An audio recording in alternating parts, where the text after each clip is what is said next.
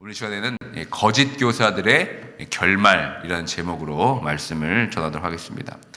가끔 사업체 신방을 하게 되면 그 사업장에 이 말씀이 적혀 있는 액자를 볼 때가 많이 있습니다. 내 시작은 미약하였으나 내 나중은 심히 창대하리라. 사실 이 말씀에 우리가 오해가 있습니다. 이 말씀은 하나님께서 하신 말씀이 아닙니다. 그리고 욥기의 주인공인 욥이 한 말도 아닙니다. 욥의 친구들 중에서 수아 사람 빌닷이 이 말을 했습니다. 근데 이 말을 보면 액면 그대로 읽으면 너무 좋은 말씀이니까 이 말씀이 하나님께서 하신 말씀인 줄 알고 사업을 이제 막 시작하는 성도분들의 이 사업장에 가면 이 말씀을 적은 액자들을 종종 보게 됩니다. 그런데 이 말의 본 뜻은 이 빌닷이라는 친구가 욥의 고난이 바로 죄에 대한 하나님의 응징이라고 주장하면서 욥이 다시 이제 회개하면 다시 예전처럼 번창할 것이다, 번영할 것이다라고 말씀하는 것이 바로 이 말씀의 원래의 뜻입니다. 그렇기 때문에 이 말은 사업장 같은 곳에 축복을 비는 말씀이 아닙니다. 차라리 욥에게 회개를 촉구하고 그의 고난이 죄 때문임을 암시하는 말인 겁니다. 그러니까 이 말씀 우리가 성경 말씀의 문맥을 제대로 이해하지 못한 채 잘못 인용하고 있는 말씀 중에 아주 대표적인 사례입니다. 근데 거짓 교사들이 이랬습니다. 하나님의 말씀을 자의적으로 또 사사로이 해석을 한 것입니다. 그렇다면 만약 이 말씀을 우리 거짓 교사들에게 만약에 적용한다면 어떻게 적용하면 좋겠습니까? 거짓 교사들아 회개하라. 그러면 다시 하나님의 복을 누리게 될 것이다 라고 하면 맞습니까? 사실 이것도 아닙니다. 왜냐하면 이 빌닷을 비롯해서 욥의 세 친구들이 결국 욥기 42장에 가면 하나님께 아주 강하게 책만 받게 되기 때문에 그렇습니다. 차라리 이 말씀을 오히려 반대로 적용하면 더 좋을 것 같습니다. 내 시작은 미약했으나 내 나중은 창대하리라가 아니라 이렇게 적용하면 좋을 것 같습니다. 거짓 교사들아 내 시작은 창대한 것처럼 보이지만 네 나중은 심히 초라하게 끝날 것이다 라고 하는 것이 아마 이 말씀에 더 올바른 적용이 아닐까 생각이 듭니다. 이것이 바로 오늘 본문을 통하여서 베드로가 말하는 거짓 교사들의 처참한 결말이기도 합니다. 오늘 본문인 20절의 말씀을 다시 한번 읽어보도록 하겠습니다. 만일 그들이 우리 주 대신 구주 예수 그리스도를 알므로 세상의 더러움을 피한 후에 다시 그 중에 얽매이고 지면 그 나중 형편이 처음보다 더 심하리니. 그러니까 베드로는 지금 이렇게 말하는 겁니다. 거짓 교사들이요, 당신들은 지금 어리석기 짝이 없습니다. 하늘에 영원히 간직된 이 썩지도 않고 더럽히지도 않는 영광스러운 소망을 품고 우리가 시작하지 않았습니까? 근데 어찌하여 다시 썩어 없어질 이 세상과 함께 멸망의 길을 걸으려 하시오? 정신을 차리십시오 라고 지금 외치고 있는 겁니다. 이 말씀은 마치 갈라디아서 말씀처럼 예수 그리스도를 믿음으로 이미 구원을 받았는데 왜 다시 율법의 행위에 의존하려 합니까?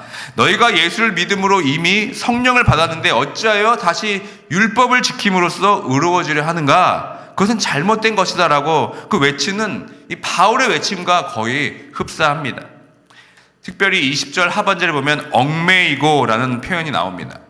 이것은 말 그대로 뒤섞이거나 서로 엇갈리고 꼬여서 꼼짝달싹 못하게 된 상태를 가리키는 겁니다. 이 거짓 교사들이 세상의 죄악과 죽음에서 벗어나 해방되었다고 하면서 결국 다시 그 더럽고 썩고 헛된 것에 뒤섞이고 얽매여져서 빠져나오지 못한 상태가 되었다라고 하는 것입니다. 그러니까 거짓 교사들은 어떻게 하다가 이런 지경에 이르게 된 것입니까? 성경에 보면 이런 예들이 나옵니다. 구약에서 이스라엘이 노예되었던 땅 애굽에서 나왔지만 그 전부가 다 약속의 땅에 들어간 것이 아닙니다. 또 예루살렘 성은 어떻습니까? 예루살렘은 거룩한 도성으로 하나님의 임재가 있는 곳이지만 이 마음의 할례를 받지 못한 자들이 지속적으로 타락하니까 그 예루살렘은 소돔과 고모라 같은 곳으로 변했습니다. 그리고 거기서 결국은 예수 그리스도가 십자가에 못 박히는 아주 치욕스러운 악의 소굴로 전락이 됐습니다. 결국 그 거룩한 성은 예루살렘은 주 70년경에 아주 파괴되어서 멸망하게 됩니다. 그러나 이 그리스도의 십자가의 죽으심으로 부활 생명으로 얻은 진실로 거듭난 성도들은 어떻습니까? 이 거짓 교사는 다릅니다. 생명과 경건에 있어서 더욱더 성장해 나가게 되어 있습니다. 물론 더럽고 썩어지고 이 허무한 세상을 살아가다 보면 유혹을 받을 수밖에 없지만, 그러나 예수 그리스도의 은혜로 말미암아 그런 세상의 것들을 붙잡지 않고 결국에는 점점 더 예수님을 닮아가는 신적인 성품으로 성장해 나가게 됩니다. 물론 당장 모든 것이 성숙해지진 않죠. 그러나 아이가 성장해서 어른이 되듯이 처음과는 비교할 수 없이 충만한 생명의 열매를 우리가 맺게 될 것입니다. 그리고 우리가 적어도 어제보다 오늘이 나아지고 있다면, 아니면 작년보다 올해 내가 더욱더 하나님의 그 신적인 성품으로 성장하고 있다면, 그것은 내가 하나님 나라에 합당한 사람으로 착실히 지금 전진하고 있다는 증거가 되는 것입니다. 그렇다면 오늘 말씀이 비춰진 이 거짓 교사들은 정말로 처음에는 구원의 길을 걸었지만 나중에는 구원에서 탈락한 사람들입니까? 중간에 그들의 부패한 행위로 인해서 세상과 얽매이고 패배함으로써 구원에 실패한 것입니까? 다시 한번 오늘 본문 21절의 말씀을 함께 읽겠습니다. 의의 도를 안 후에 받은 거룩한 명령을 저버리는 것보다 알지 못하는 것이 도리어 그들에게 나으니라. 이 말씀을 보시면 이 안다라는 표현이 두 번이나 등장합니다. 의의 도를 안 후에, 그리고 거룩한 명령을 알지 못한다 하면서 이 안다라는 표현이 두 번이나 나옵니다. 그리고 방금 읽은 20절에도 구주 예수 그리스도를 알므로 라는 또 표현이 또 등장합니다. 그러니까 세 번이나 지금 안다라는 표현이 나오는데, 그러니까 여기서 안다는 것은 어떤 가정적인 상황을 말하는 것입니다. 차라리 거짓 교사들이 구주 예수 그리스도를 안다고 하거나 의의 도를 안다고 하지나 말지 라는 그 베드로의 어떤 거짓 교사들을 지금 비꼬는 말씀인 겁니다. 다시 말해서 거짓 교사들은 처음부터 그리스도를 안 것이 아니라는 베드로의 어떤 주장인 겁니다. 그렇다면 여러분, 21절에 나오는 의의 도란 무엇을 말하는 겁니까? 이 의의 도란 하나님과의 올바른 관계로 들어가는 믿음의 도를 말하는 겁니다. 특히 예수 그리스도의 연합을 통해서 의를 선물로 받고 하나님의 말씀에 따라서 정의롭고 경건하게 살아가는 삶을 말하는 것이 바로 의의 도입니다. 거짓 교사들이 만약 이 의의 도의 길을 알았다면 그들은 다시 세상의 더러움에 얽매여져서 패배한 자가 되지 않았을 것입니다. 그러므로 거짓 교사들은 아예 처음부터 예수님을 알지 못했고 예수님을 믿지 않은 것입니다. 이 거짓 교사들은 교회를 깨트릴 이단적 가르침을 가지고 교회에 몰래 들어온 것일 뿐 실제로는 복음도 모르고 복음을 통한 자유도 모르는 자들이라는 겁니다. 그래서 유다서에서는 이들을 어떻게 부릅니까? 유다서 1장 19절의 말씀 함께 읽습니다. 이 사람들은 분열을 일으키는 자며 육에 속한 자며 성령은 없는 자니라. 그러니까 우리가 신앙생활을 하면서 어떤 분을 보면 교회 생활을 저렇게 오래 하면서 어떻게 저럴 수 있지라는 생각을 할 때가 있습니다. 분명히 예수 그리스도를 믿고 구원받은 성도로 살아가는 것 같은데 이 결정적인 순간에 이 본색을 드러내면서 성도 간의 관계를 파괴시키고 심지어 교회를 어지럽게 하는 사람들이 있습니다. 교회 안에서 이런 실망스러운 사람들을 보면 저런 사람이 어떻게 구원받은 성도라고 말할 수 있지? 그런 의문을 우리가 품을 때가 있습니다. 근데 그런 사람들을 보면 이 거짓 교사들과 아주 유사성을 갖습니다. 그들은 거짓 교사와 같이 처음부터 예수님을 제대로 알지 못했을 가능성이 큽니다. 예수님을 믿는다고 말하지만 실제로는 믿지 않는 것과 마찬가지라는 것입니다. 또한 그들은 육에 속한 자들이고 성령이 없는 자들입니다. 따라서 그들 삶 속에서는 신적인 성품이 나타나지도 않을 뿐더러 자라지도 않는 겁니다. 즉 진정으로 구원받은 사람 성도라면 그 삶에 성령의 역사가 나타나야 하지만 그렇지 않은 사람들은 겉으로만 믿는 척하면서 신앙생활을 한다고 말할 수 있는 겁니다. 베드로도 이 베드로 후서를 통해서 이런 거짓 교사들을 어떻게 부르고 있습니까? 범죄한 천사들, 그리고 옛 세상에 속한 자들, 그리고 발람의 길을 따라가는 탐욕을 쫓는 자, 이렇게 부릅니다. 그리고 결정적으로 어떻게 부릅니까? 저주의 자식들, 이렇게 부르는 것입니다. 거짓 교사들은 늑대의 탈을 쓰고 교회 안에 몰래 들어와서 세상의 더러움을 피한 듯이 보였을 것입니다. 또한 거짓되고 헛된 가르침을 통해서 교회를 막 선동하면서 어쩌면 인기도 얻었을 것입니다. 하지만 그들은 얼마 되지 않아서 그들이 속해 있는 세상의 더러움 속으로 얽매여지게 됩니다. 그러므로 우리들에게 베드로는 어떻게 권면하고 있습니까? 이런 거짓 교사들을 끊임없이 분별하라는 것입니다. 예수님께서는 그 사람이 맺는 열매를 보면 그 사람을 알 수 있다고 말합니다. 하지만 그것은 참으로 오랜 시간이 걸리는 일입니다. 솔직히 우리가 다른 사람들을 판단할 때 그 사람이 스스로 신앙인이라고 말한다 할지라도 그 진실성을 우리가 완벽하게 판단하기가 쉽지가 않습니다. 설상 그 사람이 나쁜, 심한, 부패한 열매를 맺었자 하더라도 또 나중에 진심으로 회개하고 변화될 가능성이 조금이라도 남아있기 때문에 우리가 그들을 쉽게 정지하고 판단해서는 안 됩니다. 따라서 교회는 이 가라지를 골라내는 일이 우리의 소관이 아니라 바로 예수님께서 이 땅에 다시 오셔서 심판하시더라는 것을 우리가 기억하시고 그분의 손에 우리가 온전히 맡겨야 되는 겁니다. 우리가 받은 이 구원도 마찬가지입니다. 내가 구원을 받았다고 확신을 하지만 심각한 죄를 지어도 고통이 없고 두려움이 없으며 회개도 따르지 않는다면 그것은 원래부터 그에게 영적인 생명이 없었다는 또 확실한 신호가 될 수도 있습니다. 그러므로 진정으로 구원받은 성도의 올바른 태도는 무엇입니까? 자신의 구원을 두렵고 떨림으로 확신해야 된다는 것이죠. 베드로가 말하는 식으로 한다면 세상의 이 더러움과 썩어짐과 허무함에서 건짐을 받은 성도는 항상 세상의 더러움과 썩어짐과 허무함에 내가 휩쓸려 갈 것을 두려워하면서 근신해야 된다는 겁니다. 그렇기 때문에 구원에 대한 떨림과 두려움이 내 안에서 늘 살아 있어야 됩니다. 그런 구원에 대한 떨림과 두려움이 여전히 내 안에 살아 있다면 그것은 하나님 나라의 신적인 성품으로 변하고 있다는 증거가 되는 겁니다.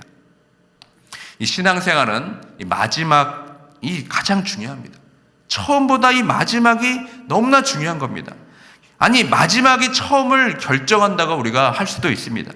왜냐하면 그 마지막이 그 신앙의 참 본질을 그대로 드러내기 때문에 그렇습니다. 밭에 콩을 심어야 콩이 나고 팥을 심어야 팥이 나는 것처럼 그리스도의 죽음을 이긴 이 부활 생명의 씨앗이 우리 심령에 심겼다면 우리는 신적인 성품의 꽃을 피우고 썩지 않고 더럽지 않는 경건의 열매를 맺을 수밖에 없다는 것입니다. 그러므로 우리 구원받은 성도들은 이 신적인 성품의 내용들을 천천히 짚어보면서 자신이 지금 어디쯤 와 있는가, 어떤 부분이 부족한지를 늘 점검해야 합니다. 거짓 교사들은 애초부터 죄와 죽음을 이기신 그리스도의 영적인 생명이었기 때문에 이미 과거에 버렸던 어리석은 행동으로 또 되돌아가는 것입니다. 이것을 베드로는 22절 말씀에서 이렇게 말하고 있습니다. 다 함께 22절 말씀 읽습니다. 참된 속담에 이르기를 개가 그 토하였던 것에 돌아가고 돼지가 씻었다가 더러운 구덩이에 도로 누웠다 하는 말이 그들에게 응하였도다. 이 속담의 강조점이 무엇입니까? 이미 버렸던 어리석은 행동으로 그들이 되돌아갔다는 데 있는 겁니다. 여기서 이 참 속담이란 교훈이란 뜻입니다. 구약을 번역한 70인경에 보면 잠언의 표제어가 바로 이 참 속담입니다. 또한 개들이 자기에게 토한 것으로 돌아갔다는 속담은 잠언 26장 11절과도 똑같은 내용입니다. 잠언 26장 11절 말씀 함께 읽습니다. 개가 그 토한 것을 도로 먹는 것 같이 미련한 자는 그 미련한 것을 거듭 행하느니라. 오늘날 이게 반려견이라 불리면서 이 가족의 일원으로 사랑받는 이 개는 이 아이러니하게도 고대 로마 사회에서는 들판과 길거리를 배회하는 천덕꾸러기이자 경멸과 어떤 비참의 상징이었습니다. 특히 유대 사회에서는 부정한 동물로 여겨져서 인간의 어떤 극명한 대비를 이루는 존재가 바로 개였습니다. 지금도 마찬가지로 사람을 두고 개라고 칭하는 것은 예나 지금이나 아주 심각한 모욕입니다. 이는 개의 부정적인 이미지가 시대와 문화를 초월해서 뿌리 깊게 자리 잡고 있음을 우리에게 보여주고 있습니다. 마찬가지로 돼지도 마찬가지입니다. 돼지도 불결한 동물입니다. 돼지는 단순히 불결한 동물이 아니라 어쩌면 혐오감을 일으키는 동물로 여겨집니다. 깨끗한 물이 넘쳐나는 곳에서도 돼지는 어떻게 합니까? 오물과 진흙탕을 찾아서 자신의 몸을 던집니다. 썩은 음식 찌꺼기와 배설물이 뒤섞인 웅덩이에서 뒹굴면서 쾌감을 느끼는 모습은 우리의 눈살을 찌푸리기도 합니다. 그러니까 베드로는 22절에서 지금 거짓 교사들의 이 결말이 바로 개와 돼지와 같다는 이 최종 결론을 우리에게 내리고 있는 겁니다. 거짓 교사들의 본질과 최후에 대해서 개와 돼지로 비유하면서 아주 극도의 격렬한 비난을 퍼붓고 있는 겁니다. 특히 개와 돼지가 당시 유대인들에게 극심한 반감을 사는 불결한 동물이었고 고대 사회 전반에서도 종교적으로 부정하게 여겨졌다는 것을 우리가 고려하게 된다면 이는 아주 가히 충격적이고 파괴적인 선언이라는 겁니다. 근데 여러분, 더 충격적인 것이 무엇인 줄 아십니까? 이런 개나 돼지처럼 토한 것을 먹고 다시 시궁창에 들어가는 이 거짓 교사들의 실체를 그리스도인들이 분별하지 못하는 것이 사실은 더 충격적이라는 것입니다. 우리가 구원받았다면 예수 그리스도는 이미 이긴 자라는 것을 우리가 믿고 그분의 삶을 따르는 것입니다.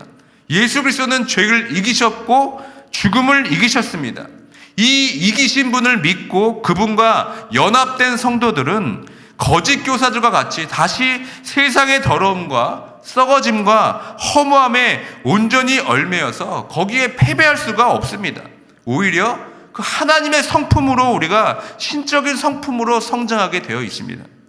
특별히 22절 마지막이 어떻게 기록됩니까? 참된 속담이 저희에게 응하였다 이렇게 말씀하고 있습니다. 그러니까 저희에게 응하였다라는 뜻은 개와 돼지에 대한 속담이 거짓 교사들에 딱 들어맞았다라는 표현입니다. 또 한편으로는 이제 앞으로 살펴볼 3장에 가시면 거짓 교사들의 어떤 특정한 태도가 있습니다. 그 특정한 태도가 무엇이냐면 종말에 관한 하나님의 약속이 전혀 응하지 않고 있다고 조롱하는 것입니다.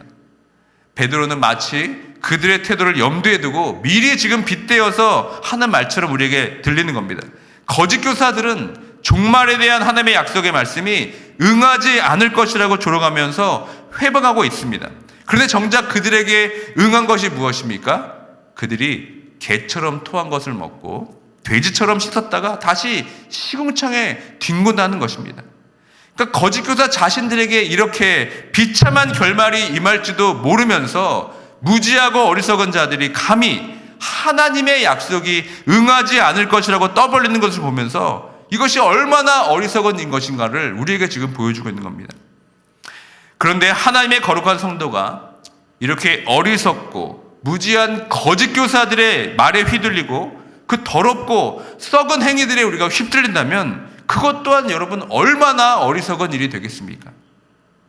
그래서 베드로는 이 말씀을 통해서 거짓 교사들의 결말이 이렇다는 것을 지금 우리에게 확인시켜 주시고 여기에 휩쓸리지 말고 끊임없이 신적인 성품에 참여하고 성장하면서 굳게 서라고 우리에게 권면하고 있는 겁니다. 하나님의 말씀으로 분별하면서 하나님의 사랑 안에서 교회로서의 자신의 부르심과 그 영광된 지위와 사명을 지켜내라고 오늘 우리에게 말씀하고 있습니다. 사랑하는 성도 여러분, 거짓 교사들의 결말은 이처럼 분명합니다. 그들은 개와 돼지처럼 이 더럽고 썩어지고 허무한 세상에 다시 자신의 몸을 던져서 결국은 이 세상에서 패배하고 하나님의 심판을 받게 되어서 멸망하게 될 것입니다. 우리는 이 사실을 온전히 깨닫고 거짓 교사들의 가르침에 넘어가는 어리석은 성도가 아니라 이를 분별하기 위해서 두렵고 떨리는 마음으로 우리의 구원을 이루며 날마다 신적인 성품으로 나아가기 힘쓰는 모두가 되길 주님의 이름으로 축원드립니다. 아멘. 이 시간 말씀을 기억하며 다 함께 기도하기 원합니다. 거짓 교사들은 개와 돼지처럼 썩어지고 허무한 세상에 함몰되어서 뒹구는 처참한 결말과 심판을 맞게 됨을 우리가 살펴보았습니다. 이들은 마치 구원받은 성도의 모습으로 가장해서 교회에 들어왔지만 사실상은 예수 그리스도를 온전히 알지 못하는 거짓된 믿음의 사람들이었습니다. 마찬가지로 거짓 교사들처럼 세상으로 달려가서 뒹구는 사람들은 어쩌면 그들은 여전히 예수 그리스도를 온전히 알지 못하는 자일 것입니다. 이 거짓 교사들도 어리석은 자들이지만 이들을 분별하지 못하는 자들은 더 어리석은 자들입니다. 다시 한번 거짓 교사들의 정체와 이 결말을 우리가 살펴보면서 이들을 분별해내고 예수 그리스도를 온전히 믿는 신적인 성품으로 변화하며 성장하며 나아가는 우리의 삶과 교회가 될 수 있도록 이 시간 다 함께 합심하여 기도하며 나아가도록 하겠습니다.